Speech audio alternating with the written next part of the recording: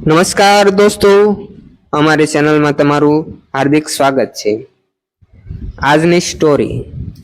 એક સાંજનો સમય હતો। અનિલ પોતાના ઘરે બેઠો ફોનમાં સોશિયલ મીડિયા જોઈ રહ્યો હતો। અચાનક તેના વોટ્સએપ પર એક અજાણ્યો મેસેજ આવ્યો। હેલો, શું આ અનિલ છે? અનિલ થોડું આશ્ચર્યમાં પડી ગયો। તેણે જવાબ આપ્યો, હા, પણ તમે કોણ? સામેથી જવાબ આપ્યો, માફ કરજો, કદાચ નંબર સેવ કરતી વખતે ભૂલ થઈ ગઈ। હું કિરણ। અનિલ હસ્યો અને બોલ્યો, કંઈ વાંધો નહીં, આવી ભૂલ તો થઈ જ જાય। આ રીતે તેમની વચ્ચે એક સામાન્ય વાતચીત શરૂ થઈ। પહેલા તો બંનેને લાગ્યું કે થોડા મેસેજ પછી વાત પૂરી થઈ જશે, પરંતુ ધીમે ધીમે તેઓ રોજ વાતો કરવા લાગ્યા। ક્યારેક સારા સવારનો મેસેજ, ક્યારેક દિવસભરની વાતો અને ક્યારેક લાંબે ચેટ। ધીમે ધીમે બંને એકબીજાને ઓળખવા લાગ્યા। અનિલે ફોટોગ્રાફીનો શોખ હતો અને કિરણને ગીતો સાંભળવા અને લખવાનું ગમતું હતું। એક દિવસ કિરણે મેસેજ કર્યો, ક્યારેક લાગે છે કે આપણે ઘણા સમયથી મિત્રો હોઈએ એમ લાગે છે। અનિલે જવાબ આપ્યો, હા, મને પણ એવું જ લાગે છે। સમય પસાર થતો ગયો। હવે તેમની વચ્ચે વાતો માત્ર મેસેજ સુધી સીમિત નહોતી રહી।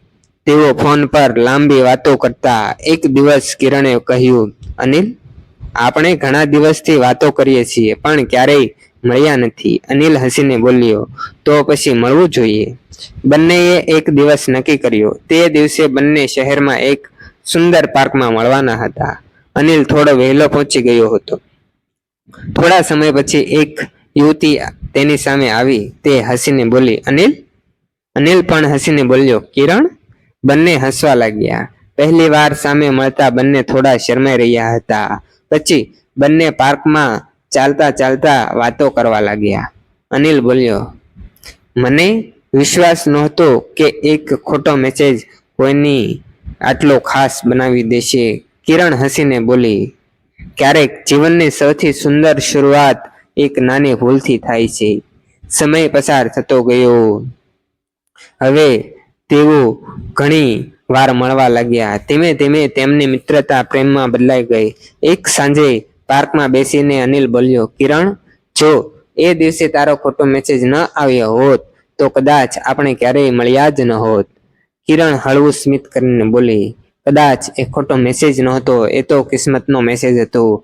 બંને હસવા લાગ્યા અને આ રીતે એક ખોટા વોટ્સએપ મેસેજથી શરૂ થયેલી વાતચીત ધીમે ધીમે એક સુંદર પ્રેમ કથામાં બદલાઈ ગઈ। આભાર દોસ્તો। તમને અમારા વિડીયો ગમતા હોય તો તમે અમારી ચેનલને લાઈક કરો, શેર કરો અને સબસ્ક્રાઇબ કરી લો। Thank you.